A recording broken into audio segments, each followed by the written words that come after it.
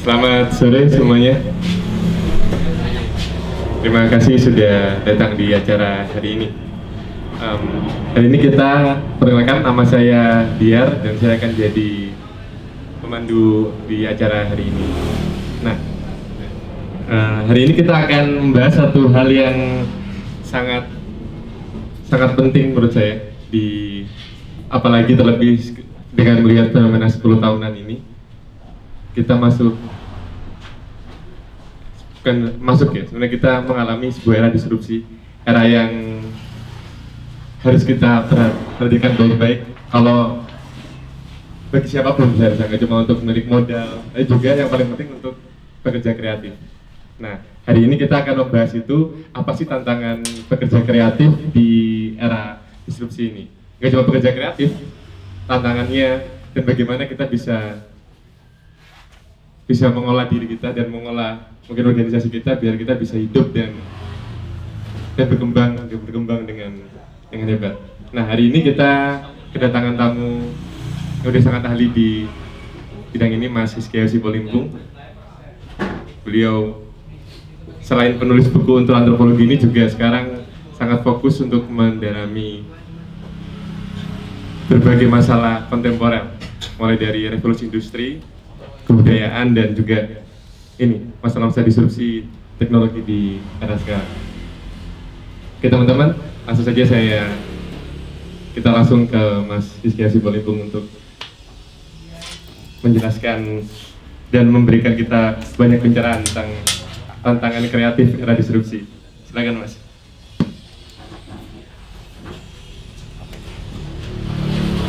Yep.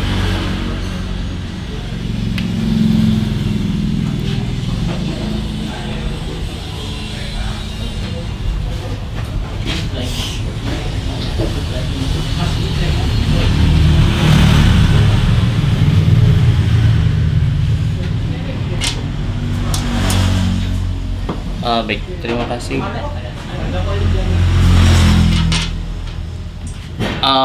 Selamat sore Bapak Ibu, teman-teman sekalian. Udah kebiasaan kampus. Selamat sore teman-teman sekalian. Sebenarnya terima kasih sudah diundang untuk ngobrol.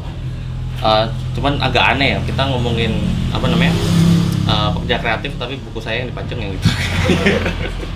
Kayak gitu. Ada sih hubungannya, cuman jauh banget. Oke. Mungkin kalau menjawab judulnya yang adalah tantangan apa sih judulnya? Tantangan pokoknya pekerja kreatif.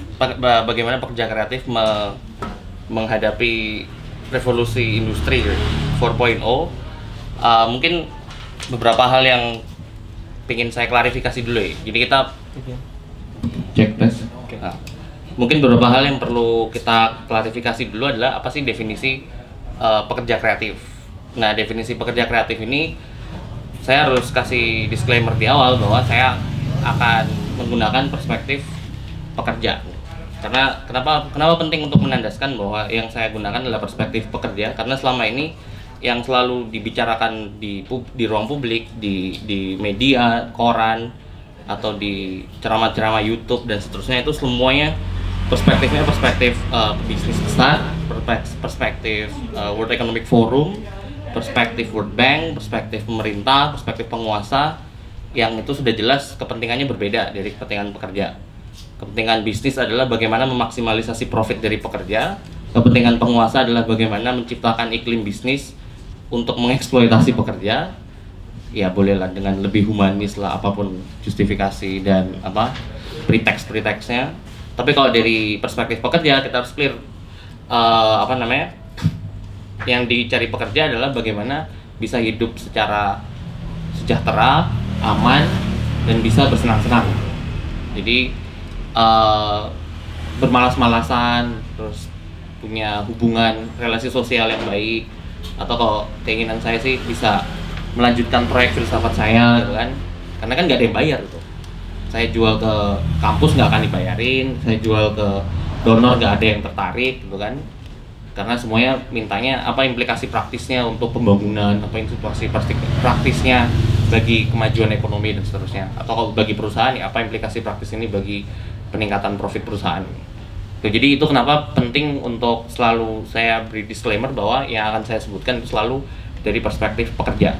Perspektif pekerja itu tadi, perspektif yang mencoba melihat bahwa kerja itu adalah selalu untuk membuat kita terbebas dari kerja itu sendiri. Jadi agak paradoks. Jadi kita bekerja supaya kita tidak lagi bekerja.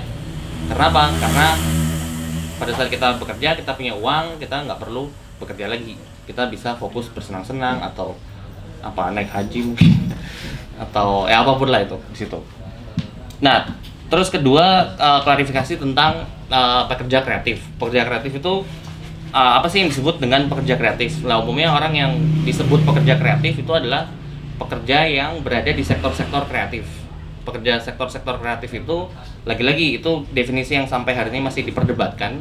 Umumnya mengacu ke Inggris. Inggris itu punya Department of Culture, Media and Sport, DCMS. DCMS itu mendefinisikan pekerjaan kreatif itu adalah di subsektor. Jadi menariknya pendefinisian pekerja kreatif itu dilihat dari sektornya, bukan dari jenis kerjanya. Lagi-lagi ini perspektif statistik ekonomi makro, bukan perspektif pekerja. Nah, subsektor apa saja sih yang masuk ke dalam pekerja kreatif? Nah, itu kalau yang diadopsi oleh Indonesia itu ada sekitar 16 subsektor. Saya lupa detailnya. Tapi itu mulai dari aplikasi, terus perancangan grafis, desain grafis, terus interior, kuliner, fashion, film, penerbitan dan seterusnya. Nah, jadi pekerja-pekerja kreatif adalah pekerja-pekerja yang ada di situ. Sehingga ini agak aneh kalau kita lihat misalkan pekerja kreatif adalah orang yang nyapu-nyapu di kafe yang sangat chic gitu, kafe yang sangat fancy gitu. Itu dihitung pekerja kreatif, sebenarnya dia bukan pekerja kreatif gitu. Nah, jadi masih ada kegamangan dalam mendefinisikan apa itu pekerja kreatif gitu. Kayak hal serupa juga riset saya terakhir di Surabaya, saya diminta ada salah satu organisasi internasional untuk memetakan creative entrepreneurship di Surabaya. Itu juga kita nggak memiliki kesamaan basis definisi tentang apa itu pekerja kreatif. Sehingga pertanyaan sederhana saya, apa yang membedakan, apa yang membuat sebuah gerobak siomay misalkan, gerobak siomay biasa dengan gerobak siomay yang di-clear, dicat lucu-lucuan gitu. Yang satunya bukan pekerja kreatif, yang satunya adalah entrepreneur kreatif. Jadi cuman masalah cat away gitu, satu cuman masalah cat aja gitu. Jadi kan nggak kurang jelas. Restoran juga, apa yang ducking itu restoran itu masuk subsektor kreatif kuliner apa enggak gitu? Enggak, itu nggak masuk gitu. Yang masuk adalah kafe-kafe yang fancy yang ada muralnya. Tempat ini tergolong creative partnership dan seterusnya. Jadi masih di tataran dekoratif saja pembedaan antara pekerja kreatif atau entrepreneur kreatif dengan yang tidak kreatif. Nah, itu bermasalahnya di situ. Lagi-lagi kalau saya pribadi saya tidak merekomendasikan untuk melihatnya seperti itu. Nah, yang saya usulkan justru untuk melihat pekerja kreatif itu lebih ke arah proses penciptaan nilainya. Jadi proses penciptaan nilai yang seperti apakah yang disebut sebagai pekerjaan yang sifatnya kreatif. Nah, kalau dari situ maka kita bisa melihat bahwa pekerja itu selalu harus kita definisikan berdasarkan kapasitas dia dalam menciptakan nilai. Nah, kalau kita melihat pekerja kreatif, maka pekerja kreatif adalah mereka yang punya kapasitas untuk menciptakan nilai yang belum pernah ada di masyarakat. Nilai-nilai sosial, udah pasti nilainya sosial karena saya boleh agak Marxis sedikit ya. Kalau Anda baca Marx tentang sederhana nilai guna dengan nilai tukar. Nah, nilai tukar itulah yang diproduksi oleh pekerja kreatif yang dia belum ada di pasaran. Gitu. Sehingga kalau kita pakai definisi seperti ini, maka akan mendiskualifikasi banyak industri kreatif, akan mendiskualifikasi banyak pekerja kreatif. Anda bukan pekerja kreatif kalau misalkan Anda sebagai seorang desainer, tapi Anda cuma pakai Canva gitu. Anda bukan pekerja kreatif kalau Anda cuma memanipulasi foto dengan menggunakan filter-filter Instagram. Jadi bermasalah kalau di situ. Sehingga pekerja kreatif itu adalah pekerja yang mampu menciptakan kebaruan, nilai-nilai baru yang nanti dimaterialisasikan dalam bentuk produk atau jasa, dan ini menjadi konsumsi untuk masyarakat luas pada umumnya. Jadi pekerja kreatif itu idealnya, setidaknya yang saya propose itu adalah pekerjaan yang seperti itu. Nah, kalau dari definisi itu baru kita bisa mulai coba diskusikan tentang bagaimana dampak dampak revolusi industri 4.0 terhadap pekerja kreatif. Nah, lagi-lagi yang saya lihat dampak itu selalu adalah dampak kehidupan dan penghidupannya dia. Jadi kehidupan sehari-harinya dan seterusnya. Nah, secara umum sih kalau kita ngelihat secara historis ya, nggak perlu pekerja kreatif. Eksploitasi itu terjadi setidaknya 2 kali. Eksploitasi pekerja pada saat dia bekerja kepada seorang bos atau kepada seorang perusahaan di pabrik dimanapun lah itu. Jadi relasi kerja itu terjadi pada saat seseorang menerima upah. Jadi kalau Anda bekerja berbasiskan upah, sekalipun bos Anda itu baik, ngajak ngongkrong, terus memperhatikan Anda, sebenarnya Anda sedang tereksploitasi. Jadi eksploitasi di sini tidak dalam konsepnya yang persoalan rela dan nggak rela, ridho dan nggak ridho, nggak, itu objektif gitu. Eksploitasi pun terjadi di kalangan gerakan, di kalangan organisasi-organisasi yang mengklaim dirinya anti kapitalis lah, itu tetap terjadi bahkan tanpa disadari. Karena pada saat kita menukarkan nilai kerja seseorang dengan upah, dengan uang, maka itu sudah terjadi eksploitasi. Kenapa? Karena nilai kerja itu tidak diukur secara semestinya. Jadi ketimbang mengukur nilai kerja dengan nilai kerja itu sendiri, tapi dia menggunakan waktu kerja, jam kerja, ketimbang nilai kerjanya.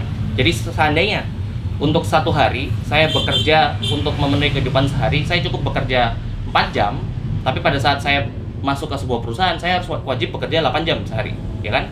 Sehingga 4 jam yang lainnya saya harus tetap bekerja kan? Nah, 4 jam yang lainnya ini diambil oleh perusahaan. Nah, itulah yang disebut dengan nilai lebih. Nah, itu eksploitasi pertama, yaitu eksploitasi di tempat kerja. Tapi kita nggak boleh lupa bahwa eksploitasi kedua itu juga terjadi, tapi bukan di tempat kerja, tapi di kehidupan pribadi, kehidupan rumah tangga. Nah, itu kenapa penting banget menurut saya untuk mempertimbangkan pendekatan-pendekatan feminis Marxis, terutama yang banyak berbicara tentang reproductive works. Jadi gampangannya seperti ini. Kalau kita pakai setting abad 18-19 pada saat kapitalisme mulai muncul, untuk seorang pekerja itu bisa bekerja, dia harus pertama-tama dilahirkan, dibesarkan, dididik, dilatih, diberi pendidikan dan seterusnya. Dia harus punya teman, dia harus punya pengasuh. Nah, ini aspek-aspek reproduktif sebenarnya yang tidak berkorelasi langsung dengan penciptaan nilai di pabrik, tapi disyaratkan. Emang perusahaan mau mempekerjakan manusia yang langsung besar? Kan nggak mungkin. Manusia itu harus dilahirkan. Nah, sementara siapa yang membayar orang yang melahirkan ini? Siapa yang membayar ibu-ibu yang mengerami jabang bayi itu selama 9 bulan 10 hari? Siapa yang ngebayar pengasuh-pengasuh itu? Siapa yang ngebayar pekerja dalam menjaga kesehatannya? Siapa yang ngebayar orang-orang yang ngedidik dia di rumah? Dia nggak dibayar. Sehingga pekerjaan-pekerjaan reproduktif itu adalah pekerjaan-pekerjaan yang sifatnya unpaid, yang tidak dibayar. Sehingga pada saat perusahaan mendapatkan nilai dari pekerja dieksploitasi yang pertama tadi, maka sebenarnya dia juga mendapatkan nilai lebih dari eksploitasi yang sifatnya reproduktif tadi. Jadi 2 kali, double exploitation gitu. Nah, itu kalau teman-teman mau cari bacanya bisa mulai baca dari Silvia Federici, Maria Rosa Della Costa dan seterusnya seperti itu.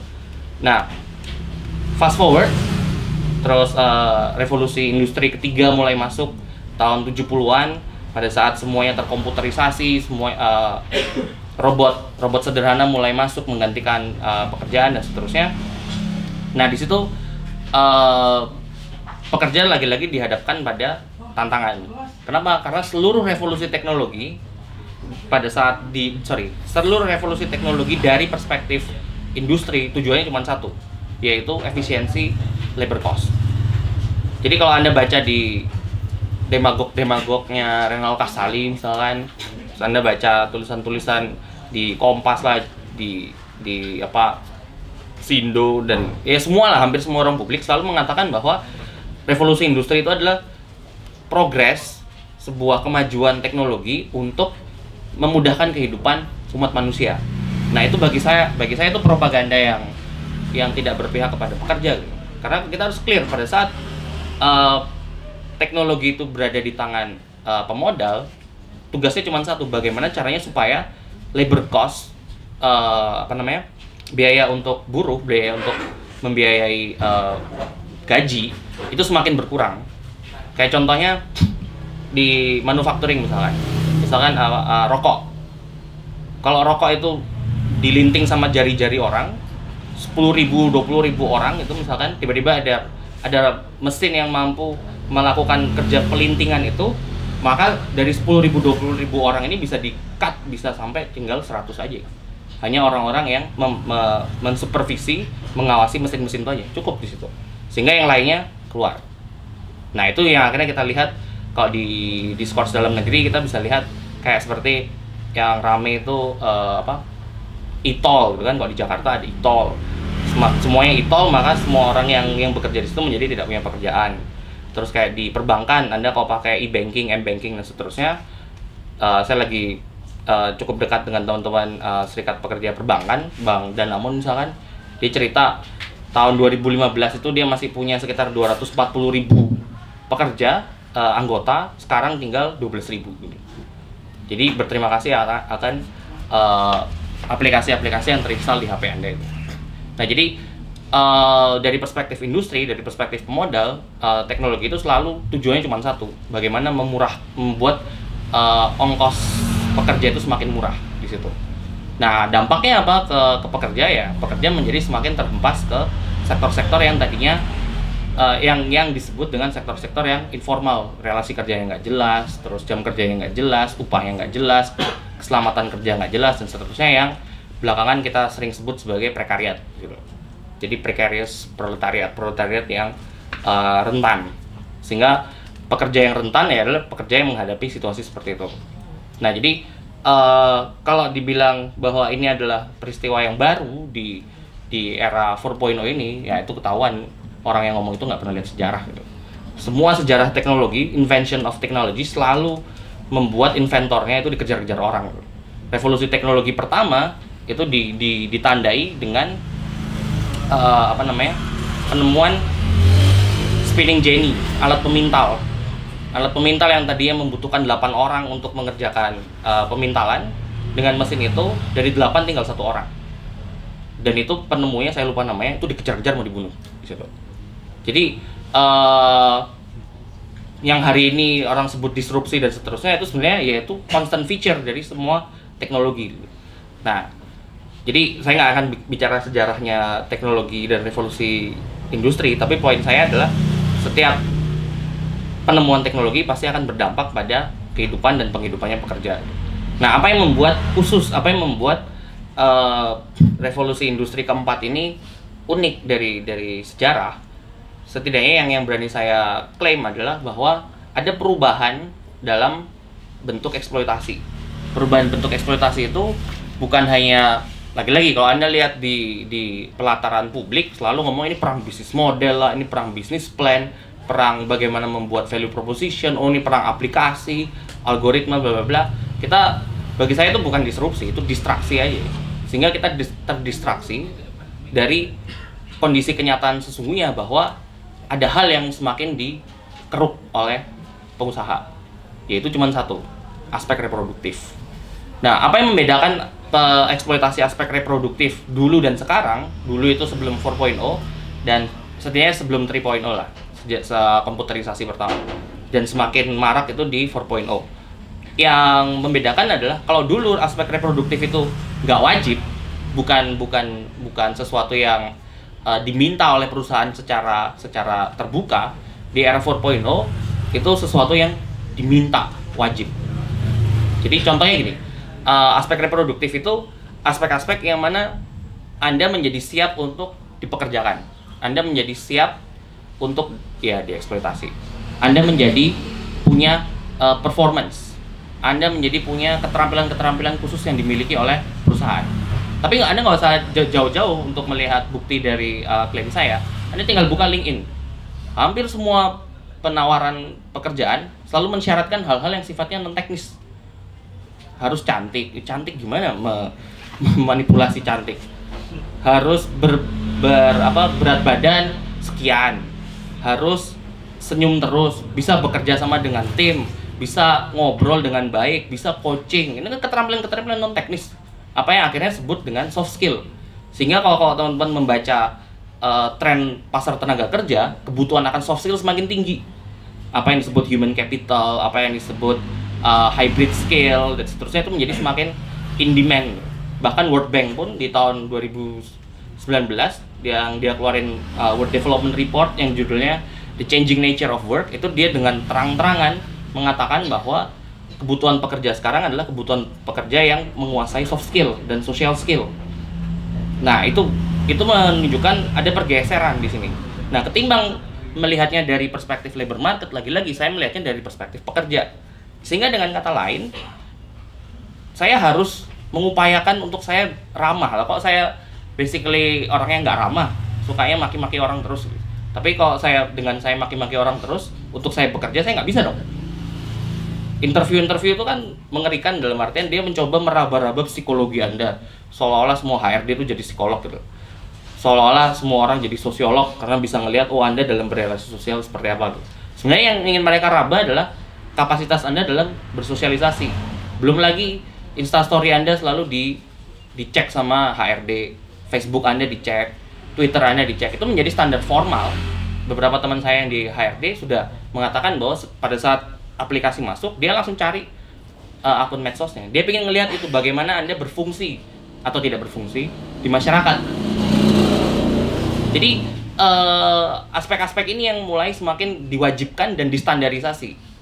Sehingga 3-4 tahun terakhir dengan kemunculan skill-skill abad 21, kalau misalkan Anda membaca tren-tren itu semua itu skill-skill yang sifatnya reproduktif, skill-skill yang Anda dapatkan tidak dengan belajar langsung, tapi dengan Anda terjun di masyarakat, Anda ngobrol dengan orang banyak, Anda harus bisa membawa diri, menjaga omongan, dan seterusnya. Itu skill-skill yang nggak akan mungkin diajarkan secara formal di kampus gitu. Sehingga itu kenapa disebut soft skill. Nah, semakin distandarisasi, nah ini yang membuat pekerja-pekerja menjadi semakin rentan. Di sisi lain, karena apa? Karena mereka merasa apa yang diajarkan di universitas nggak cukup. Not to mention nggak niat sekolahnya ya. Itu kenapa saya sering bilang IP tinggi itu nggak jaminan gitu. Apalagi IP jelek gitu kan. Jadi hard skill yang kita dapatkan kadang-kadang nggak relevan karena itu tadi mereka minta nggak hanya cukup hard skill, bahkan butuhnya yang soft skill. Google pun bahkan sejak 2006 dia bikin project riset namanya Project Aristotle dengan project Oxygen. Itu dia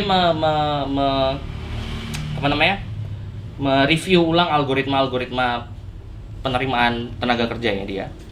Jadi dia sadar sementara selama ini kita cuma menerima yang dari STEM, Science, Technology, Engineering, Math atau NBCI, Nanotechnology, Biotechnology, Computer Science, Artificial Intelligence.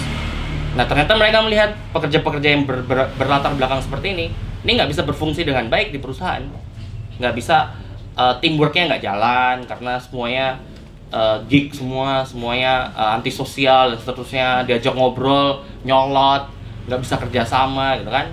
Sehingga dia mengubah algoritmanya, dia mencari mulai antropolog, filsuf, arkeolog, sejarawan. Jadi orang-orang yang bisa mikir meta gitu, bisa berpikir abstrak. Belum lagi kenyataan bahwa teman-teman di STEM mereka oke memanipulasi data, mereka oke bikin database, mereka oke bikin aplikasi. Tapi begitu dikasih data, mau diapain? Itu hal lain. Gimana memberi story-nya? Gimana mengabstraksikan gambar besar dari data-data ini? Belum lagi ngomong bagaimana membuat data-data ini relevan untuk kebijakan, untuk kebijakan pemerintah maupun kebijakan perusahaan. Sehingga keterampilan-keterampilan yang lebih abstrak, complex problem solving misalkan, itu salah satu skill yang paling diminati dalam 2-3 tahun terakhir, dan konon katanya sampai 2030 complex problem solving itu kan gampangnya keterampilan untuk mengkonekkan, oh ini ada problem ini, simptomnya ini bisa ada narasinya, ada gambar besarnya. Di tradisi kiri itu disebut tradisi strukturalis gitu. Jadi itu nggak orang harus belajar itu, dan itu menjadi sesuatu yang diminta. Hal lain yang misalkan juga saya temukan pada saat saya riset tentang journalistic labor, pekerja jurnalis, bukan pekerja media, pekerja jurnalis, para jurnalistik itu yang nulis berita, reportase, dan megang mulai yang megang kamera sampai anchor sampai ngetik berita, hampir semua setidaknya di Jakarta itu mensyaratkan keterampilan 4.0 digital, jadi harus versatile dalam nulis berita di handphone. Yang 10 tahun lalu itu haram nulis berita kok di handphone, sampai hari ini udah harus dibiasakan, seterusnya kemana-mana bawa smartphone dan seterusnya. Keterampilan menggunakan aplikasi-aplikasi di Play Store yang mempermudah itu, nah itu menjadi sesuatu yang nilai lebih. Tapi ironisnya kebijakan perusahaan untuk kesana hampir nggak ada, hanya 1-2 aja yang saya temukan memfasilitasi ke situ, dan fasilitasi itu pun lebih ke fakultatif sifatnya, rekomendasi aja. Jadi kalau saya mau ikut kursus menggunakan Canva misalkan, saya apply, terus ya udah cuma diizinin aja, tapi nggak ada insentif lainnya gitu. Sehingga akhirnya untuk mempelajari teknik-teknik baru, membaca buku dan seterusnya, itu semua nggak masuk dalam kerja. Tapi kalau pekerjaan kita nggak perform, kelar kita. Nah sementara pekerjaan-pekerjaan jurnalistik misalkan, kalau kita nggak punya wawasan, beritanya nggak akan bagus gitu. Sementara untuk memperluas wawasan itu dengan apa? Baca, ngobrol. Tapi kan nggak pernah dibayarin. Ini saya bayarin kamu untuk nongkrong gitu kan, nggak pernah. Nggak pernah ada ongkos khusus untuk kita kongko nggak jelas gitu kan. Nggak ada, karena nggak produktif bagi perusahaan. Karena nggak produktif, makanya itu reproduktif. Di riset saya yang lain tentang pekerja seni sama. Pekerja seni itu menariknya adalah lagi-lagi ini di Jakarta ya. Anda nggak akan dapat proyek kalau Anda nggak ngobrol, kalau Anda nggak nongkrong. Dan Anda tahu nongkrong di Jakarta itu mahalnya naujubillah tuh. Satu kopi di Cikini itu 40.000. Belum lagi kalau Anda nggak tahu malu, kalau Anda tahu malu, maka setiap setengah jam sekali Anda harus pesan lagi kan. Pesan terus, ini berapa ya? Bisa 200-500 ribu. Belum lagi mau makan. Dan kalau dia nggak socialize, nggak punya jejaring sosial, ya nggak akan dapat. Oh ini ada proyek ini, lu bisa ngerjain nggak? Dan seterusnya, dia nggak akan dapat. Sehingga pekerjaan-pekerjaan ini dilempar, di outsource ke pribadi-pribadi ini, ketimbang dia dibayari oleh agensi, oleh kolektif seninya, dan seterusnya. Jadi pekerjaan reproduktif ini pekerjaan yang untuk membuat kita menjadi siap untuk bekerja dengan skill-skill yang dibutuhkan. Nah, ongkos untuk mempersiapkan diri ini nggak pernah menjadi prioritas dari perusahaan. Nah, apa hubungannya dengan 4.0? 4.0 itu membuat semuanya semakin efisien, membuat semuanya semakin minimum cost. Dan menariknya untuk pekerja kreatif itu setidaknya tren yang mulai muncul. Jadi kalau Anda tahu di manufacturing atau industri berat dan seterusnya itu, buruh-buruh itu yang disebut buruh itu outsourcing trennya. Tapi kalau di pekerja kreatif, trennya justru kebalikan, insourcing. Maksudnya insourcing itu seperti ini. Contohnya saya peneliti, saya konsultan. Untuk melakukan sebuah riset konsultansi, misalkan saya dibayar 200 juta untuk mengerjakan 3 bulan. Kalau saya jadi pengusaha, saya akan berpikir seperti ini. Ini Yosi dibayar 200 juta 3 bulan untuk satu proyek. Gimana kalau Mas Yosi saya tawarin, saya bayar Mas Yosi 70 juta per bulan atau 50 juta per bulan, pekerjaannya nggak tetap, jadi bebas mau kemana-mana pun bisa, tapi ada kewajiban untuk bekerja untuk perusahaan. Nah, perusahaan akan memberi saya riset bisa 3-4 kali sebulan. 200 juta atau berapa tadi, 70 juta per bulan, dan anak-anak magang dikasih 15 juta aja udah seneng, anak-anak baru dikasih 15 juta aja udah seneng, lebih murah kan? Kerjanya jauh lebih banyak. Nah, jadi pekerja kreatif semakin seperti itu. Desainer saya juga tahu, kerja-kerja desainer semakin terhimpit pula seperti itu, banyak in-house-nya dan seterusnya, atau kerjaan-kerjaan yang relatif murah gitu. Nah, jadi dampak efisiensi yang diberikan oleh teknologi ini semakin membuat pekerja itu semakin rentan dalam artian itu. Dalam artian di pasar tenaga kerja dia menjadi semakin menurun posisinya, posisi tawarnya. Nah, dampaknya parah. Dampaknya adalah saya satu kerjaan aja nggak cukup. Sehingga saya harus juggling dengan kerjaan-kerjaan yang lain. Apa dampaknya? Dampaknya kesehatan.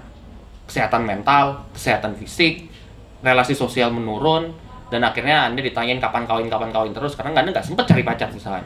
Anda nggak sempat untuk membina hubungan percintaan karena kerja terus. Nah, jadi efek-efek seperti ini yang kelihatannya kecil, tapi akumulasi depresi sobat baper Indonesia, sobat ansietas Indonesia ini semakin naik gitu loh. Dan rata-rata kelas pekerja kreatif semua gitu loh. Jadi nggak bisa kalau kita ngelihat itu sebagai sesuatu yang normal gitu loh. Mark Fisher tuh pernah menulis itu di Kapitalis Realism, dia bilang kita berada pada sebuah zaman yang aneh, yang mana semua orang menganggap depresi itu normal gitu.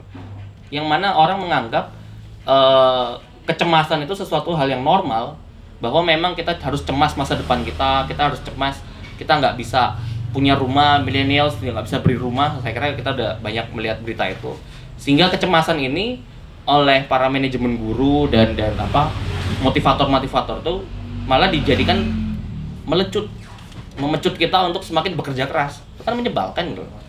Jadi malah kita disuruh semakin bekerja keras, tapi nggak pernah disasar kenapa kita harus menjadi depresi terus gitu. Kenapa lagu-lagu Spotify itu semuanya galau semua yang diusulkan untuk Anda gitu. Jadi banyak hal-hal yang mengepung kita yang akan membuat kita semakin ke arah sana gitu. Nah, saya sendiri saya punya pekerjaan sampingan saya kan sebagai terapis. Kelihatan banget klien-klien saya yang dari Jakarta Pusat, Selatan, sama Jakarta Barat atau Jakarta Selatan yang pinggiran, daerah Tangerang, daerah Bintaro. Problemnya beda. Yang mereka anggap baper, yang mereka anggap masalah, itu beda. Yang satu ini masalah kelas menengah banget, masalah bagaimana saya nggak harus memilih kuliah di Stanford atau di Harvard misalkan, gitu kan, dan dia depresi karena itu. Tapi sementara yang di Bintaro misalkan, dia harus memilih gimana saya harus menghidupi orang tua saya, sementara saya harus bekerja, waktu saya nggak cukup, persoalan-persoalan seperti itu. Jadi persoalan mental psikis itu juga bias kelas di sisi lain. Nah, kembali ke persoalan dampak efisiensi melalui teknologi ini kepada penghidupan pekerja, secara umum kita bisa lihat dampaknya adalah semakin terdesak aspek reproduktif pekerja untuk bisa sustain. Dan sialnya yang saya lihat justru kecenderungan untuk semakin mengindividualisasi sorrow, lantas kesedihan karena nggak bisa bayar kontrakan dan seterusnya, itu sangat terlihat. Dan menariknya ini saya culas dapat di Pekerja Seni. Kita ngomongin proyek seni Anda apa? Wah, saya sedang mencoba melihat bagaimana seni-seni dekolonial itu mulai muncul di Indonesia, bagaimana kearifan lokal itu bersilang sekarut dengan globalisasi gitu. Pertanyaan saya berikutnya, kapan terakhir kali Anda mentraktir diri Anda gitu? Mulai berubah gitu. Terus cicilan rumah Anda gimana? Bayarannya berapa? Anda dapat berapa sih dari kolektif Anda gitu? Anda dapat mendapatkan keuntungan dari mana? Anda membiayai hidup Anda bagaimana? Itu udah mulai jawabannya udah mulai males. Mereka mulai males menjawab. Artinya apa? Semakin pintu dapurnya ditutup. Nah, pada saat pintu dapurnya ditutup, sehingga mereka mempersonalisasi kesedihan-kesedihan di aspek reproduktif mereka. Padahal di sisi lain yang ditekan oleh kapitalisme hari ini dengan 4.0 teknologi mereka adalah membuat ini semakin efisien. Pada saat ini semakin efisien, pekerja menjadi turun posisi tawarnya di hadapan perusahaan. Pada saat pekerja menjadi posisi tawarnya turun, dia harus bekerja lebih lagi, dia harus kreatif lebih lagi, dia harus berusaha lebih lagi. Pada saat dia melakukan upaya-upaya lebih, yang selalu terkena dampaknya selalu kehidupan domestik. Mulai dari kesehatan, relasi dengan kekasih atau saudara, keluarga, suami istri dan seterusnya, sampai kesehatan mental, pengorganisasian keuangan. Sedikit yang saya wawancara itu punya perencanaan keuangan. Anda punya tabungan berapa? Hampir semuanya yang bilang nggak ada. Jadi semuanya selalu habis untuk bertahan hidup. Sehingga kalau mau pakai cara berpikir agak konspirasi gitu, sengaja seluruh oleh kapitalisme ini dibikin semua orang modenya mode survival, bukan mode pengembangan, tapi modenya survival. Supaya apa? Supaya tergantung terus pada pekerjaan. Pada saat mereka tergantung terus pada pekerjaan, di kepala mereka cuma satu, kerja. Nah, sehingga menjadi pada saat yang di awal tadi saya bilang bahwa pekerja kreatif itu adalah pekerja yang selalu menciptakan nilai-nilai kebaruan, itu menjadi oksimoron. Kenapa? Labelnya pekerja kreatif, tapi yang mereka lakukan sebenarnya monoton. Yang mereka lakukan itu sebenarnya simply memperbesar volume kerja, tapi memperkecil kualitas kreatifnya. Nah, itu secara umum ya, mungkin kita bisa diskusikan lebih lanjut. Jadi dampak paling nyata itu adalah Anda nggak perlu lihat keluar, Anda hanya perlu lihat di diri Anda sendiri. Kapan kalau Anda mengaku pekerja kreatif, kapan Anda mentraktir diri Anda sendiri, kapan Anda bersenang-senang, kapan Anda punya kehidupan baca filsafat, kapan Anda terakhir baca sastra, kalau Anda sudah lulus ya, kalau masih di kampus mah masih sering gitu. Kapan Anda membaca teori-teori abstrak yang nggak akan diterima di JobsDB atau di bursa kerja gitu. Nah, itu bisa kelihatannya dari situ indikator-indikatornya. Nah, ya itu secara umum dampaknya ya. Terus apa yang bisa kita lakukan? Menurut saya cuma satu, karena dunia ini tidak berdua. Karena dunia ini tidak berpihak gitu pada pekerja, maka yang hanya bisa berpihak pada pekerja adalah pekerja itu sendiri. Dan selalu yang saya jumpai adalah keengganan, reluctance untuk membuka aspek-aspek domestik ini. Kayak misalkan depresi itu orang selalu malu ngomong saya lagi kalut depresi, apa karena ditakut dikira gila atau dikira gak stabil, dikira mental gitu. Jadi di kalangan gerakan mental health di dunia lah, saya kira problem health seeking itu menjadi sebuah problem sendiri. Jadi saya nggak mau mencari bantuan karena Anda mengira Anda cukup kuat untuk itu. Nah, itu yang contoh sederhana bagaimana kehidupan pribadi reproduktif ini diprivatisasi.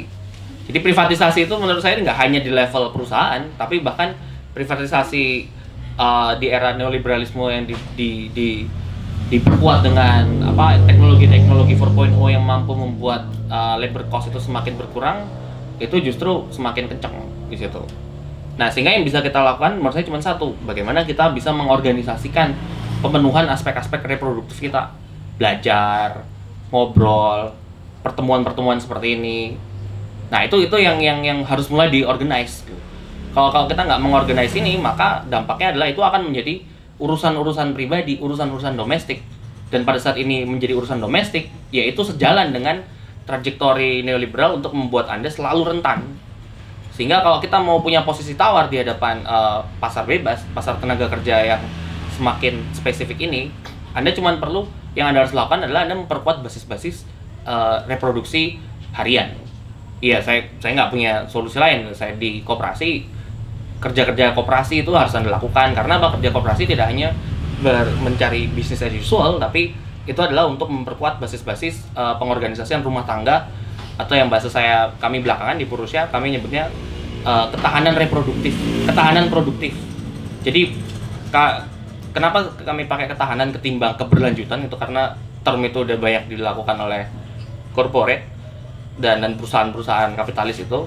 Nah, kalau kita bicara ketahanan, gimana kita nggak cengeng, nggak baperan di sisi lain secara mental, tapi di sisi lain kita punya ketahanan dalam mereproduksi kehidupan kita, ketahanan dalam mereproduksi penghidupan kita, ketahanan dalam mereproduksi ide-ide pemikiran yang ada di sini, sehingga kita bisa organize, sehingga pada saat itu bisa diorganisasikan dengan baik, baru kita bisa menjadi cukup kuat, cukup tangguh di pasar. Sehingga problem berikutnya adalah bagaimana mengorganisasikan kekuatan-kekuatan produktif pekerja ini untuk bisa pertama-tama survive di pasar bebas hari ini, dan yang tidak berpihak pada pekerja, dan berikutnya adalah kita take over dan mengambil alih itu semua, mengambil alih. Nah, itu mungkin terdengar abstrak, tapi bisa kita diskusikan di sesi berikutnya. Ya. Makasih, saya kembalikan Mas Badin. Masih banyak Mas Yosi, tepuk tangan buat Mas Yosi. Saya langsung refleksi tadi. Benar semua ya. Apalagi tentang bagaimana tadi yang Satu titik perusahaan minta kita agar efisien, satu titik kita ada tertekan di sana dan nggak bisa naik. Kita harus naik ke atas atau turun ke bawah ketarik. Semakin ke atas, supaya bekerja kita semakin rentan. Iya, ke bawah hancur. Oke, teman-teman, silakan kalau mungkin ada yang ingin bertanya, diskusi, menyangga, dipersilakan. Curhat juga nggak apa-apa, masalah pribadi. Nanti bisa minta jalan keluar ke Mas Yusi.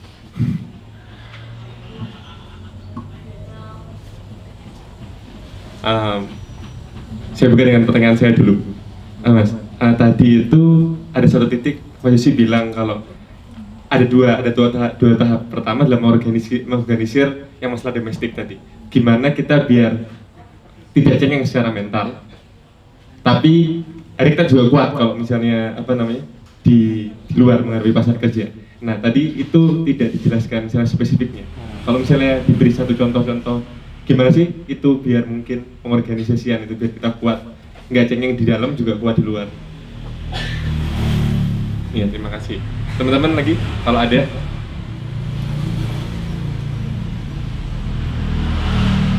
Mungkin bisa dijawab dulu, Mas.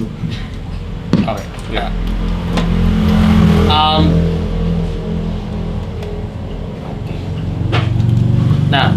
Ini ya, bagi para SJW pasti marah kalau saya bilang cengeng. Maksudnya mental yang nggak kuat itu karena kita harus memperkuat mental, karena tatanan sosial ini selalu akan membuli pekerja gitu. Anda akan dibully, Anda akan dibiasakan untuk dimaki-maki oleh atasan Anda akan dibiasakan untuk di-press dari kiri kanan. Contoh paling sederhana ya, kapan kawin misalkan. Belum lagi kalau Anda ketemu teman-teman Anda yang SMA biasa-biasa aja, terus kemudian menyombongkan, oh saya udah bisa beli ini, beli itu gitu kan. Belum lagi permintaan saudara-saudara Anda dan seterusnya. Itu pressure itu semakin nyata gitu. Belum lagi Anda di-pressure lagi oleh sosial media gitu. Saya lagi riset tentang bagaimana sosial media itu membuat menjangkiti, punya dampak psikologis untuk menjangkiti pembacanya hanya dengan membaca medsos gitu. Nah itu kegalauan itu viral sifatnya. Nah kalau semuanya membuat kita galau, lagu-lagu membuat kita galau, kalau kita nggak kuat secara mental, efeknya Anda nggak akan maju kemana-mana gitu. Kita akan selamanya terpuruk, dan kalau keterpurukan kita akan membuat kita semakin dependen, membuat kita semakin tergantung kepada sistem yang ada gitu. Abstrak. Nah konkretnya mungkin ya beberapa eksperimen atau beberapa hal yang bisa saya bagikan. Misalkan kalau kita bicara tentang ketahanan kesehatan, bisa nggak kita punya kolektif yang mengorganisir nutrisionis, anak-anak MIPA itu, anak-anak FKM, anak-anak kedokteran yang punya jiwa kolektif. Kenapa? Ketimbang saya ke dokter, saya bisa tanya ke teman-teman saya yang paham itu, dan itu kami punya di Purusha. Jadi misalkan saya lagi waktu itu kena migrain seminggu berturut-turut. Nah ternyata hanya mengubah pola makan itu bisa meredakan itu, dan saya punya teman yang ngerti itu. Karena apa? Dia membaca jurnal-jurnal nutrisi misalkan. Sekarang Anda punya kolektif di dalam koperasi yang bisa melakukan terapi, analisis dan seterusnya. Nah itu berguna. Kenapa? Pada saat Anda menghadapi problem-problem keseharian yang bikin Anda depresi, galau, bla bla bla, kita punya orang yang bisa kita ajak ngobrol untuk melakukan terapi, bahkan nggak hanya sekedar curhat. Kalau curhat di Indonesia kan standar-standar aja ya. Anda paling disuruhnya sholat atau olahraga gitu kan. Gitu. Nah kalau profesional yang handle, profesional yang nggak cheesy ya, yang cheesy ya lagi-lagi, walaupun dia profesor, psikolog, apalah itu, psikiater, tetap suruh sholat gitu. Ya saya nggak bilang disuruh sholat itu salah, itu oke, bisa kita pakai. Tapi kan dia tidak menjawab persoalan kenapa Anda bisa depresi in the first place gitu. Kita cuma dikasih obat-obat penawar untuk problem-problem yang sifatnya simptomatik, tapi akar permasalahannya nggak pernah di address gitu. Nah perlu model terapi yang lebih dari itu. Nah sehingga kenapa penting untuk mengorganisir orang-orang yang paham psikologi, paham psikoanalisis untuk bisa mengaplikasikan ini untuk nge-backup teman-teman yang sedang dirundung kegalauan ini gitu. Karena apa? Karena kegalauan-kegalauan ini ngefek ke organisasi. Misalnya kita bicara di gerakan, ngefek di dalam koperasi, ngefek di serikat pekerja. Jadi problem-problem organisasi bisa dilihat secara personal khususnya. Nah itu jadi perlu ada pengorganisasian seperti itu.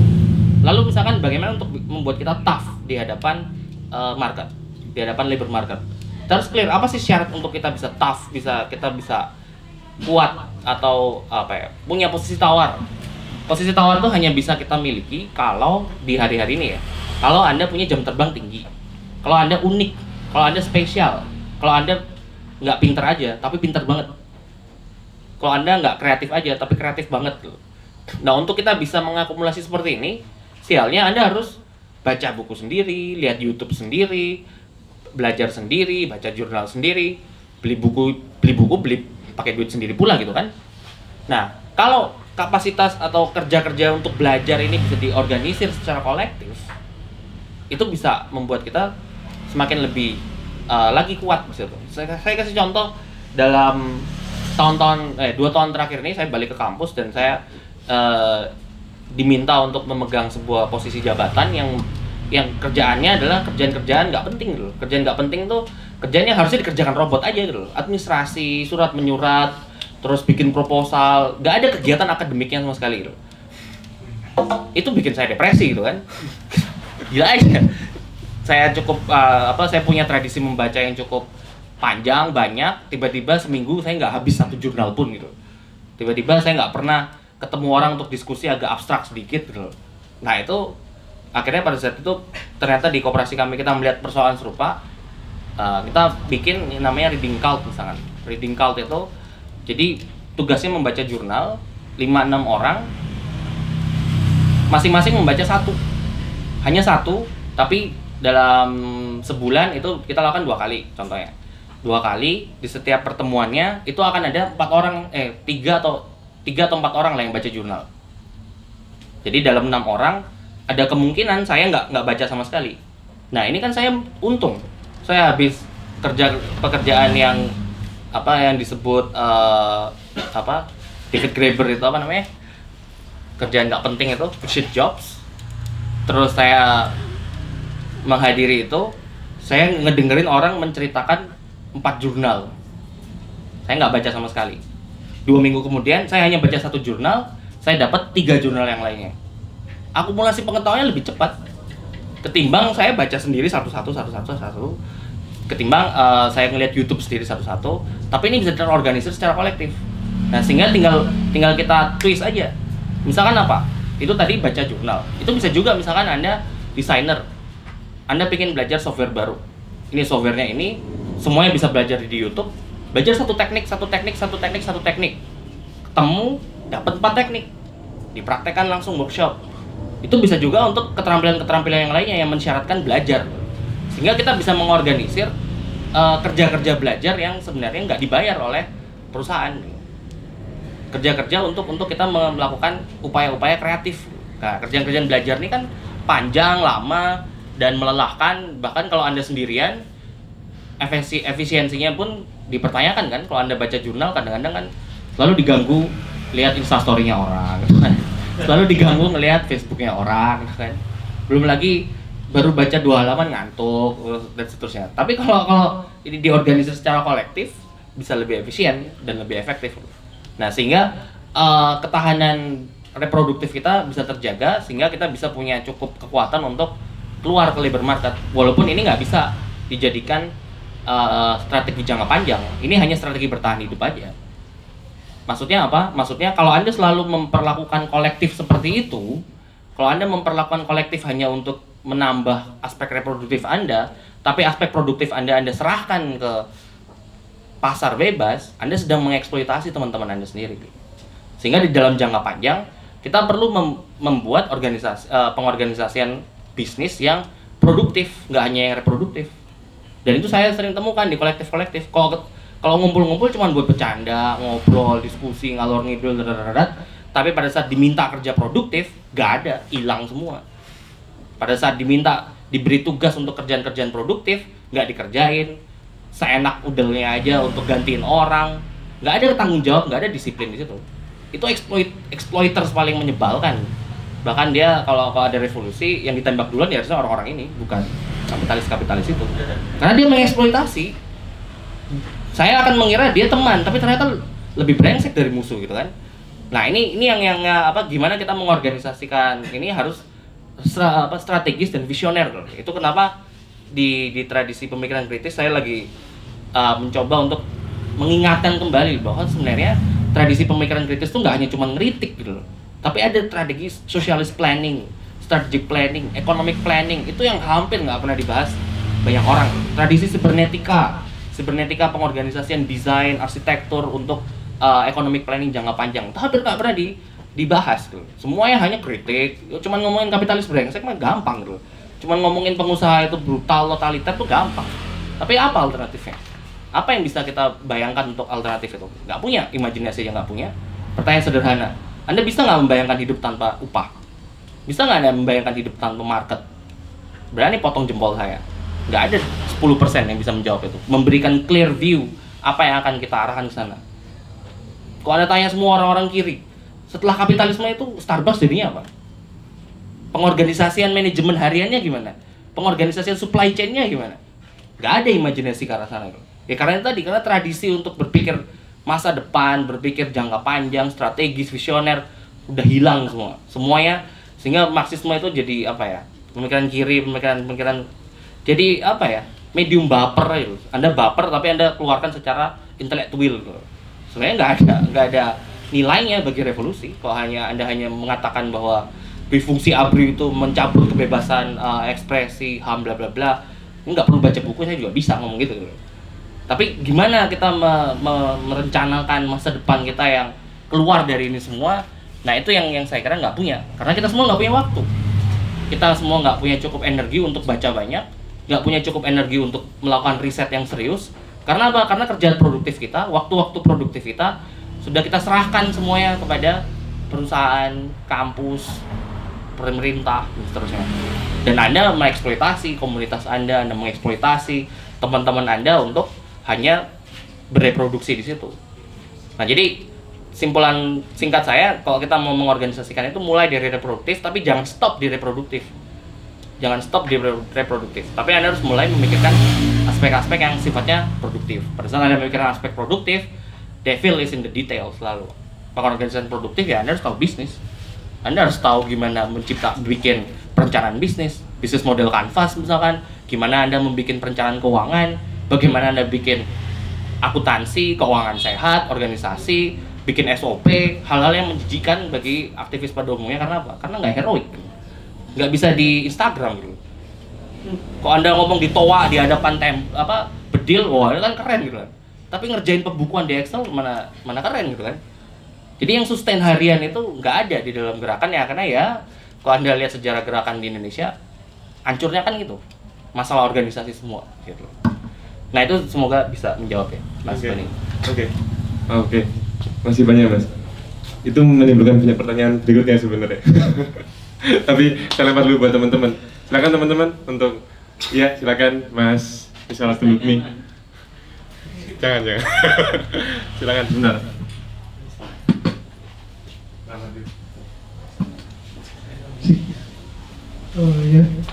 Terima kasih atas kesempatannya.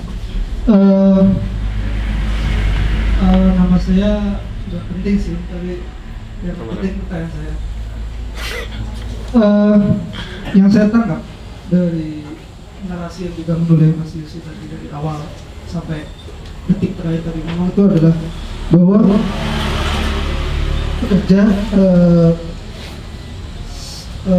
semakin lama dengan adanya revolusi industri 1, 2, 3, 4 atau nanti 5 itu posisi pekerja dan selalu semakin dieksploitasi. Itu narasi yang saya tangkap, nanti mau dikoreksi kalau salah. Masalahnya yang sejauh yang saya ketahui soal eksploitasi seperti itu yang Mas Yusi tadi ungkapkan itu saya nggak nangkap bahwa ada semacam kriteria objektif dari eksploitasi itu, karena eksploitasi juga seperti yang dijelaskan di awal tadi, diantisipasi di awal bahwa kadang eksploitasi itu sifatnya juga subjektif.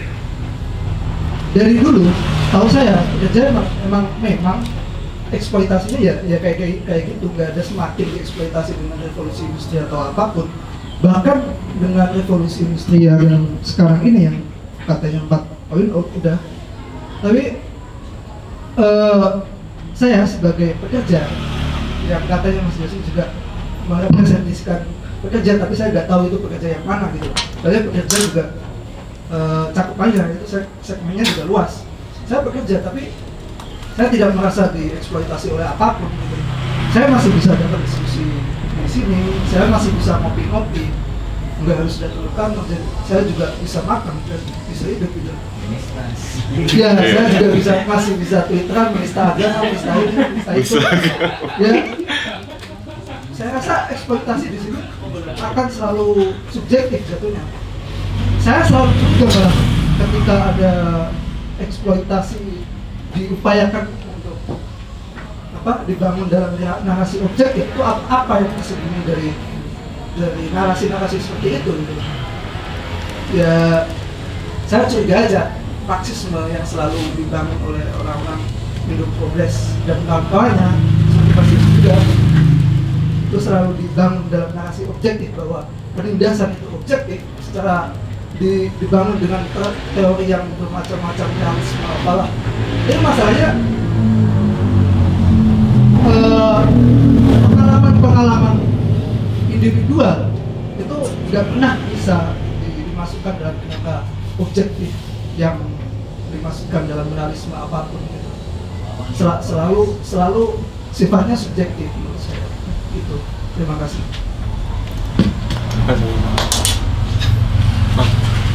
Taruh situ dulu ya. Ada lagi yang mau tanya? Silakan, Mas. Nama dulu ya. Nama saya Rangga, namanya Mas Dia. Sepanjang Mas Yosi menjelaskan, itu kan judulnya mengenai pekerja kreatif dan juga era disrupsi ya. Tetapi kok yang saya pahami dari sepanjang Mas Yosi menjelaskan itu justru tantangan-tantangan pekerja kreatif atau pekerja apapun itu justru diarahkan bukan pada disrupsi, tapi bagaimana dia mengatasi disrupsi itu. Nah, saya ingin mengonfirmasi kembali apakah yang ingin disampaikan oleh Mas Yosi itu sebenarnya disrupsi atau semacam distraksi apa sih yang menjadi kendala seorang pekerja kreatif sendiri. Sepanjang penangkapan saya tadi justru lebih banyak distraksi atau gangguan-gangguan yang menghalangi kita untuk menjadi pekerja kreatif semacam itu. Monggo dikonfirmasi. Malah menjadi nambah pertanyaan. Ya, silakan satu lagi kalau ada. Itu Mas yang belakang, tolong dipasin.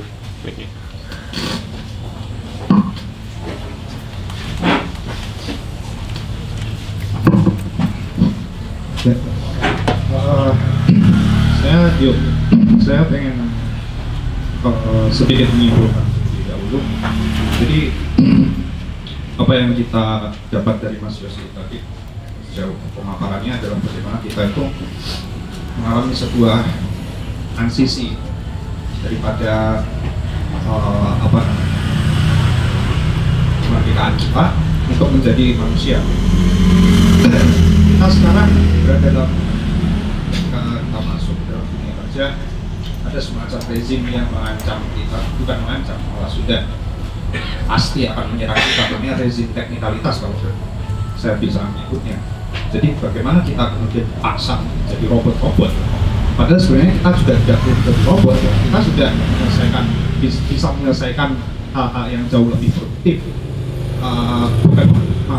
Jauh kita bisa mengalihkan hal-hal yang bersifat robotika, misal mungkin kalau di dunia kantor administrasi itu, kalau saya buat surat kerja itu bisa menjadi formatnya itu bisa dikerjakan oleh satu sistem. Sebagai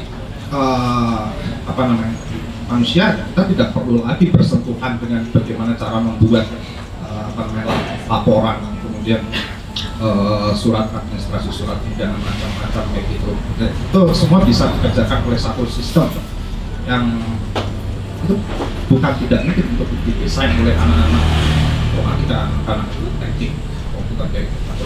Nah, kemudian Mas Yosi tadi memberikan satu kritiknya bahwa kita kemudian sehendaknya menjadi orang yang bisa lebih melakukan kerja-kerja yang sifat sifatnya apa namanya, memantau masa depan atau masa depan, sehingga kita apa namanya, bisa membebaskan diri kita dari cengkraman yang cengkraman teknikalitas tadi itu yang dihendaki oleh para pemilik modal dan sebagainya. Nah, saya kemudian ingin menanyakan, kalau misal seperti itu, jangan-jangan apakah kita pantas untuk meragukan kata kerja saat ini, definisi kerja saat ini.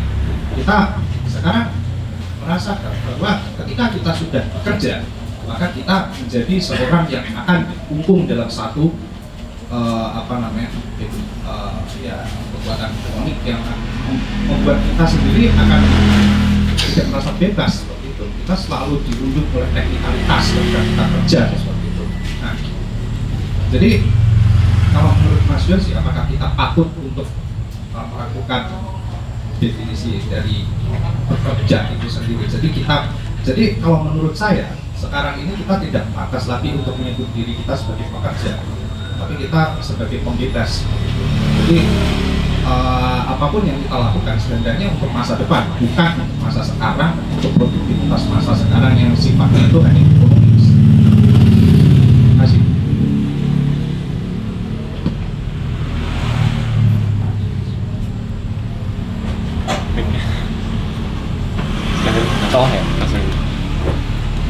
Baik, terima kasih Mas yang pertama ya, Mas yang tidak mau disebut namanya. Oke ya, nggak tahu. Saya mengira tadi saya sudah memberikan definisi yang objektif ya, tapi mungkin tidak. Kalau tidak ditangkap berarti kesalahan ada pada saya. Jadi saya coba ulangin lagi. Pertama, bagaimana melihat eksploitasi secara objektif? Eksploitasi secara objektif itu adalah pertama kita lihat dari mismatch dalam memberi kompensasi kerja. Ketimbang memberi kompensasi kerja itu menghitung dari nilai kerja, mismatchnya adalah dihitung dari jam kerja. Nah, itu udah bermasalahnya di situ. Sehingga kalau nanti nyambung sama pertanyaan ketiga tadi, pertanyaan yang mana jam kerja yang jam bukan kerja, itu yang menjadi bermasalah pula di era 4.0 ini. Itu persoalan pertama. Terus kedua, bagaimana melihat eksploitasi secara objektif, itu tadi. Kalau Mas minta jawaban yang benar-benar kuantitatif dan semua yang benar-benar terukur dan seterusnya, saya nggak mampu melakukan itu sekarang.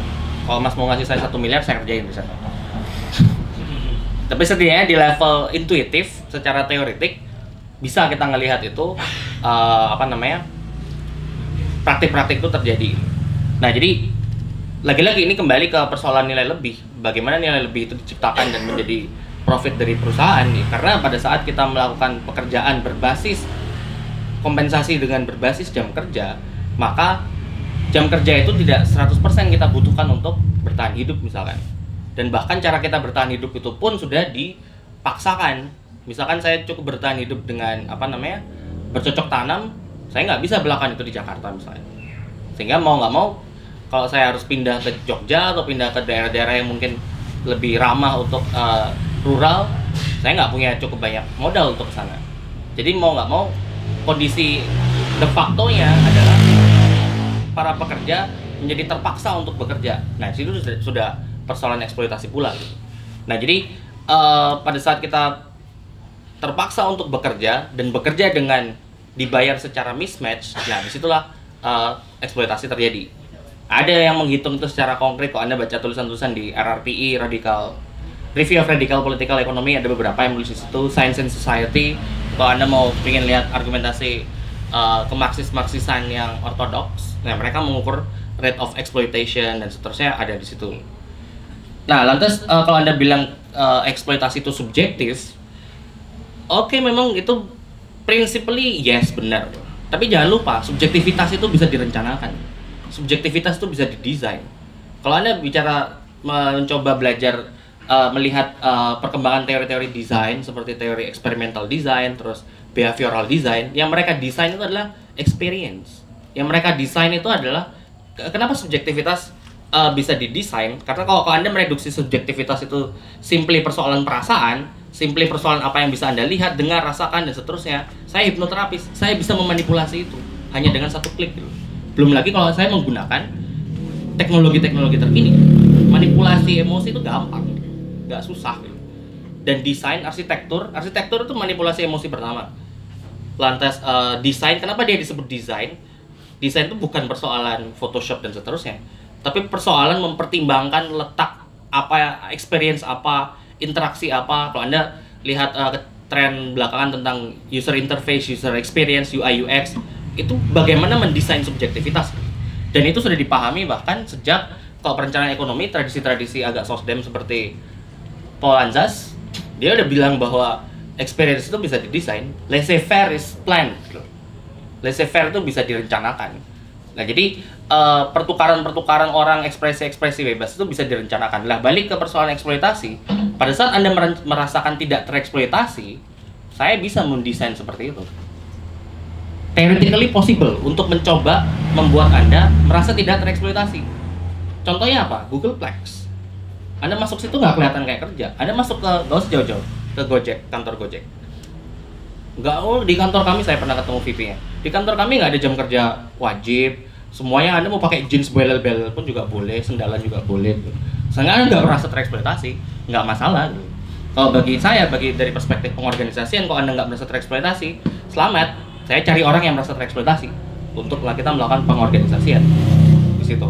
Jadi, tapi untuk pertanyaan tadi, kalau bagaimana yang subjektivitas itu Anda nggak merasa tereksploitasi, itu saya udah mencoba mempersuasi Anda bahwa bisa loh melihat eksploitasi secara objektif. Setidaknya yang saya tawarkan di dua level di situ. Di level pertama, di level di level ruang kerja, relasi kerja dominan yang memberi kompensasi kerja kita dengan jam kerja instead of nilai kerja. Dan yang kedua adalah dengan dia mengeksploitasi seluruh upaya reproduktif kita untuk membuat kita menjadi bisa memperformakan tugas-tugas yang perlu kita lakukan di tempat kerja. Apa itu aspek reproduktif yang saya maksud? Itu bisa kita lihat mulai dari nurturing, mulai bisa kita lihat dari care, dari love, terus pendidikan, relasi sosial, pertemanan, mood booster, bahkan itu semua Anda harus lakukan sendiri, dan itu nggak dibayar oleh perusahaan yang berbasiskan jam kerja, karena Anda dihitung kerja hanya pada saat Anda ceklock. Atau kalau Anda ngomong, oh enggak, kerjaan saya nggak pakai ceklock, sama aja. Anda hanya dihitung berbasiskan output pekerjaan Anda. Tapi Anda nggak dilihat untuk output ini Anda melakukan apa, peluh apa yang Anda keluarkan, darah apa yang Anda keluarkan, ya metafor ya. Terus kesusahan apa, Anda belajarnya susah, nyari bukunya susah, dan seterusnya. Anda menemukan ide ini susah, nggak penting bagi mereka. Yang penting adalah pitch deck Anda apa, gitu. Dia nggak mau tahu di belakang itu Anda melakukan apa. Karena yang mau dibayar sama dia, portofolio Anda yang penting, CV Anda yang penting. Bagaimana Anda membangun itu semua, it doesn't matter. Nah, disitulah bagi saya eksploitasi aspek-aspek reproduktif. Nah, itu kalau mengkuantifikasi itu saya belum bisa melakukan sekarang, tapi lagi-lagi kalau ada dana risetnya saya mau, karena ya itu riset saya di situ gitu loh. Cuman kalau melakukan itu secara sistematis jangka panjang dengan indikator-indikator yang bisa saya pertanggungjawabkan secara ilmiah, nggak ada yang mau bayar saya Mas gitu. Kalau Masnya mau, saya membuka diri. Terus yang semoga menjawab Mas. Terus yang Mas Rangga ya? Rangga. Iya, tentang ini saya agak kurang nangkep, boleh dikoreksi ya Mas. Yang saya tangkap tadi adalah bagaimana Mas melihat saya belum menjelaskan bagaimana industri 4.0 ini sebenarnya mengeksploitasi pekerja, tapi yang selama tadi saya sampaikan tuh hanya bicara tentang mendistraksi pekerja gitu ya. Nah, itu tadi eksploitasi yang dilakukan khas di 4.0 itu tidak dilakukan secara langsung sebenarnya. Ya, bisa dilakukan secara langsung, tapi yang ingin saya tekankan adalah yang secara tidak langsung. Jadi proksinya adalah revolusi industri. Itu kenapa yang saya tadi jelaskan secara singkat tentang bahwa perkembangan revolusi teknologi, perkembangan teknologi di tangan industri itu selalu untuk memotong labor cost. Artinya untuk meningkatkan efisiensi. Nah, pada saat terefisiensikan, semuanya efisiensi, maka labor market ini menjadikan semakin sangat kompetitif. Pada saat labor market ini kompetitif, maka Anda diminta untuk memberikan kualitas terbaik Anda. Dengan kata lain, portfolio Anda, CV Anda, pitch deck Anda dan seterusnya. Nah, pada saat ini menjadi semakin kompetitif, semakin bersaing, maka upaya-upaya untuk Anda mempertajam kompetensi Anda itu semakin tinggi, semakin besar. Nah, disitulah aspek bagaimana efisiensi yang dilakukan oleh 4.0 semakin besar itu di situ. Jadi itu semakin besarnya di situ.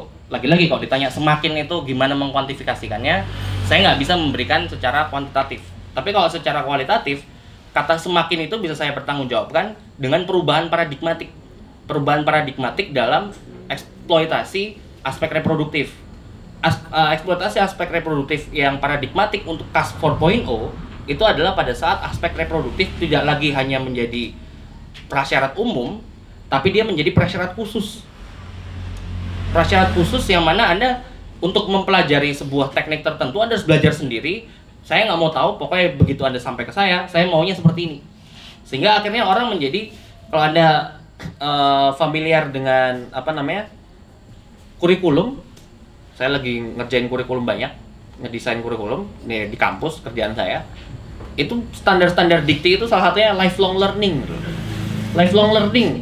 Anda nggak bayar SPP, tapi Anda bayar dengan seluruh jiwa raga Anda untuk selalu baca buku, lihat YouTube, ngobrol dan seterusnya. Tapi itu nggak dibayar, gitu. Nah, jadi aspek-aspek reproduktif itu bukan lagi hanya persoalan yang diterima begitu saja, tapi bahkan dikhususkan, disyaratkan. Karena itu tadi, karena labor market yang semakin kompetitif di situ. Nah, kedua mungkin kalau saya boleh tambahkan, bagaimana eksploitasi langsung 4.0 itu 4.0 industri teknologi terhadap pekerja. Kita bisa melihat dari bagaimana muncul teknologi-teknologi untuk memodel. Nah, ini lagi-lagi penting untuk melihat dari perspektif pekerja, terutama pekerjaism, operaismo yang selalu saya pakai, Autonomia, Michael Hart, Antonio Negri, Lazzarato dan seterusnya, Mario Tronti. Tapi secara umum pendekatan mereka ingin melihat bahwa pekerja itu tereksploitasi satu hal, tapi sebenarnya yang takut terhadap pekerja itu selalu adalah kapitalisme. Teknologi itu adalah upaya capital, upaya pemodal untuk selalu merevolusionerisasikan instrumen-instrumen eksploitasinya untuk membungkam pekerja. Caranya bagaimana? Dengan cara mencuri aspek kreatif, aspek living, aspek hidup dari pekerja dan dibakukan ke dalam mesin. Abstrak. Contoh konkretnya gini. Mesin pemintal yang tadi saya bilang spinning jenny itu bahasa kerennya otomasi, tapi bahasa saya itu pencurian living labor. Jadi pertama kali, siapa yang menemukan pemintal pertama kali? Saya ngelacak mesin pemintal pertama kali ditemukan oleh suku Celtic tahun 600-an. Dia yang pertama kali bikin ada roda untuk memintal.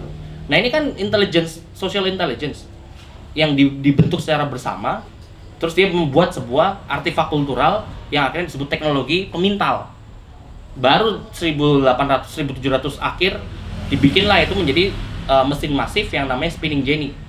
Jadi artinya spinning jenny ini adalah diambil inspirasinya dari kerja manusia, kerja kreatif manusia. Jadi kerja kreatif itu, ini definisi kedua yang tadi belum saya sampaikan. Kerja kreatif itu hanya menunggu waktu. Mungkin Anda kira kerjaan Anda kreatif, tapi pada saat sudah ditemukan teknologi untuk mengotomasi itu, maka kerjaan Anda adalah kerjaan blue collar, kerjaan monoton. Karena apa? Nggak kreatif sama sekali.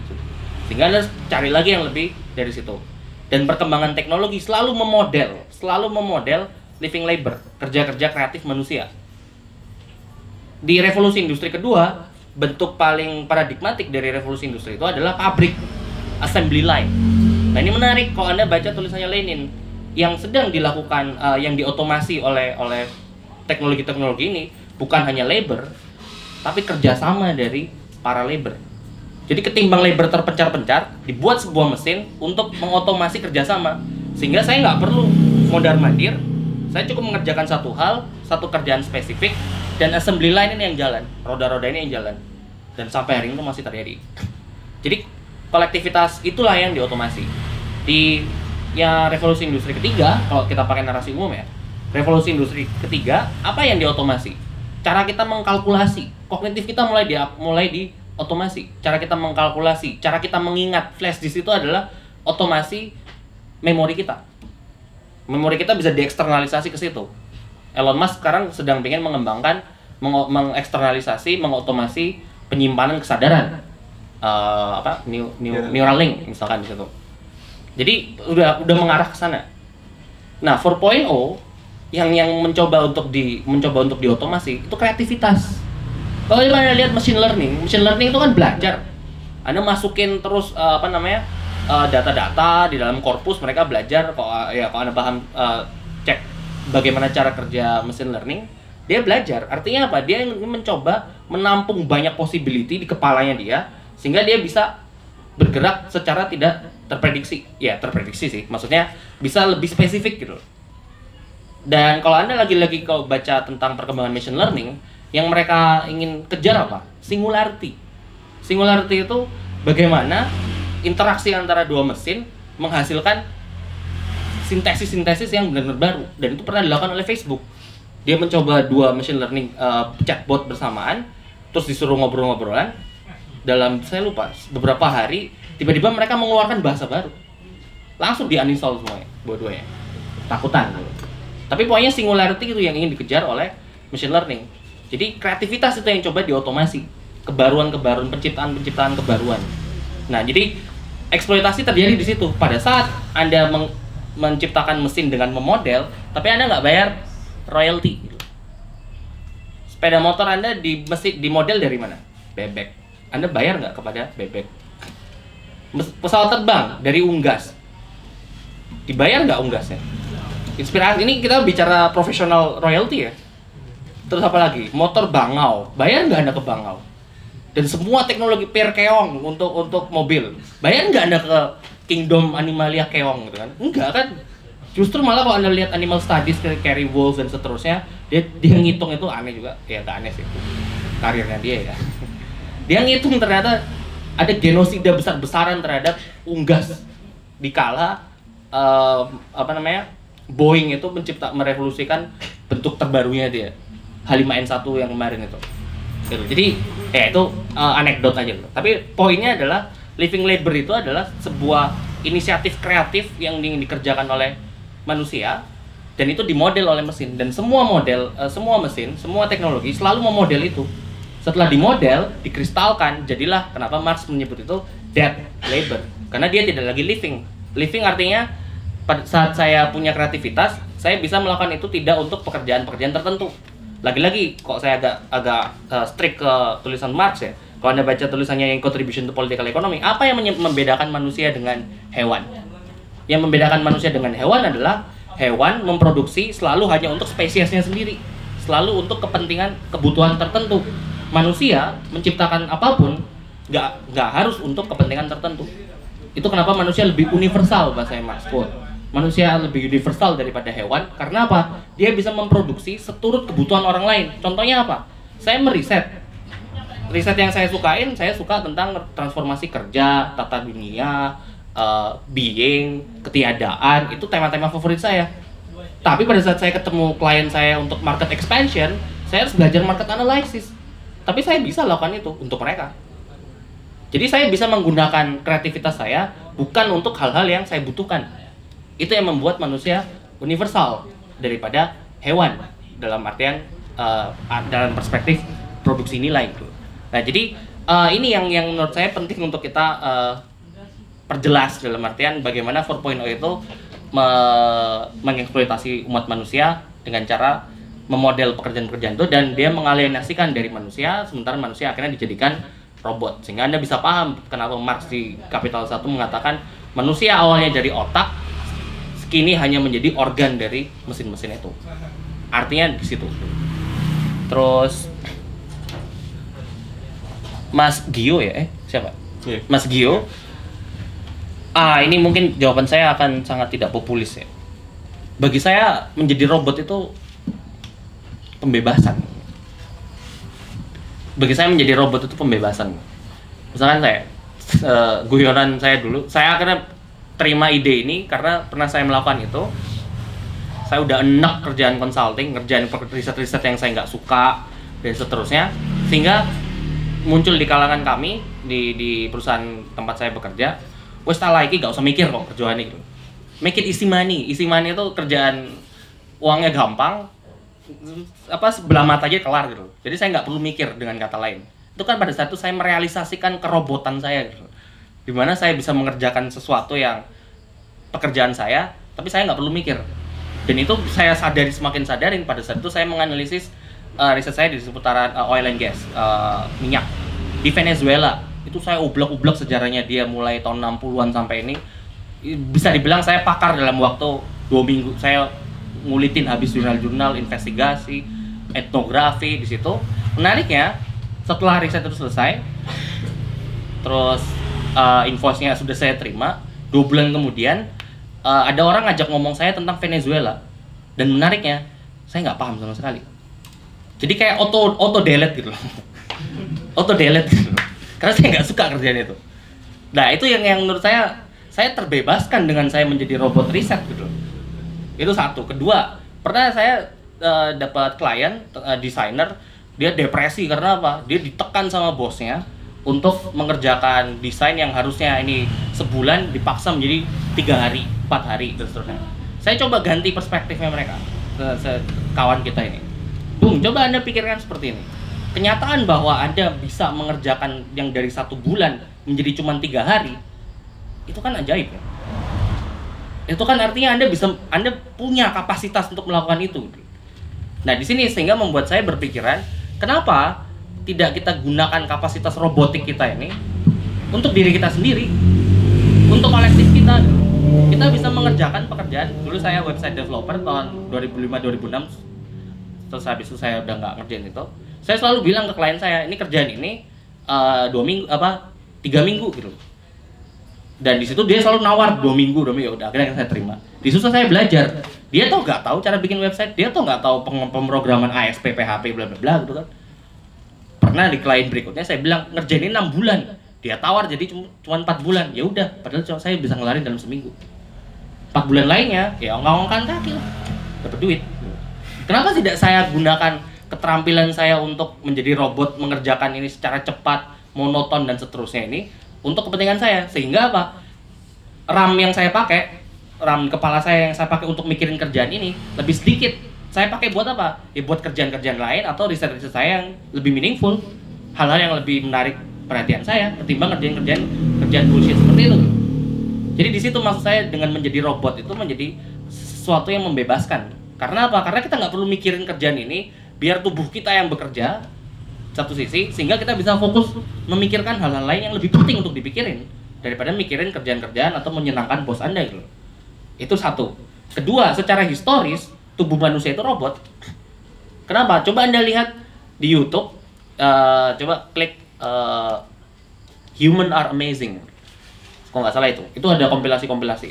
Nah itu Anda melihat gimana misalnya terutama di Cina, yang dimana labor itu dipres gede-gedean, gila-gilaan, jam kerjanya nggak cuma 8 jam, bisa 12 sampai 20 jam bahkan 20 jam, serius sih saya pernah mendapatkan itu. Kerjaan-kerjaan yang nggak layak lah, kerjaan kondisinya panas lah, terus WC-nya cuma 1 sementara ada 20 pekerjaan dan seterusnya. Kerjaan-kerjaan misalkan saya melihat itu ada orang bisa menghitung uang sekali hitung dan itu presisi, cepat gitu. Memotong bawang, memotong apa, cepet banget. Nah itu kalau Anda lihat gimana dia bisa melakukan itu. Ada juga yang saya kagum itu kotak kartu remi, kotak bungkusnya itu kan masih belum dilipat-lipat tuh, masih lembaran. Itu dia bisa melakukan itu kurang dari 5 detik. Bikin kotaknya dan masukin semua kartunya. 5 detik, saya butuh itu untuk itu bisa 10 menit bahkan mungkin. Dia bisa melakukan itu hanya dalam 5 detik.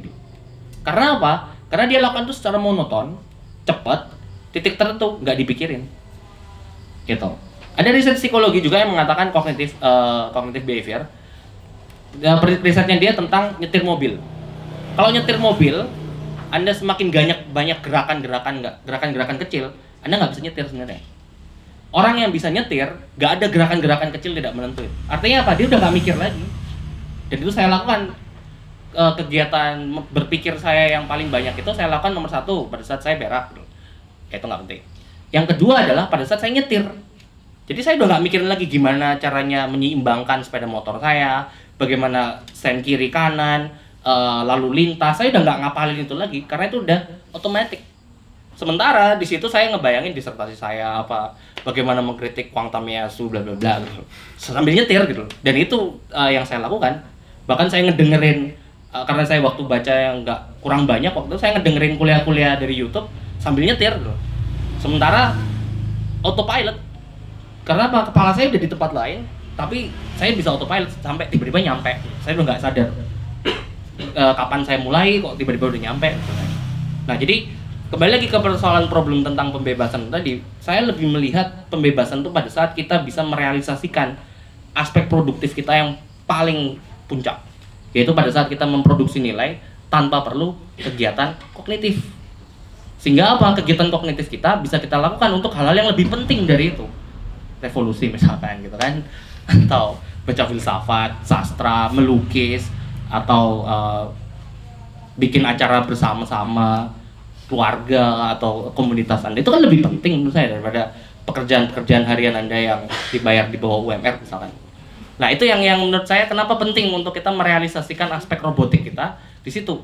Karena apa? Kalau kita nggak bisa merealisasikan dan mengcapture nilai yang kita bisa dapat dari aspek robotik kita, mesin-mesin di luar yang akan melakukan itu. Mesin-mesin yang dipegang bukan oleh pekerja, tapi oleh para industrialis dan para pengusaha. Itu semoga bisa diterima jawabannya. Terima kasih banyak. Mas, tinggal berapa menit lagi nih? Bisa ada waktu? Cukup? Oh iya, udah. Oke, saya rasa itu dulu. Nanti ke teman-teman yang butuh pertanyaan lagi langsung bisa ngomong ke Mas Yosi. Masih di sini? Iya, masih di sini. Ngopi-ngopi di sini sambil ngobrol sama Mas Yosi.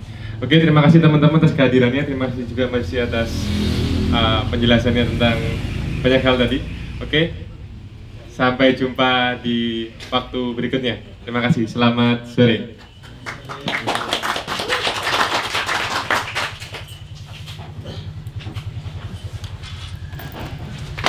Terima kasih.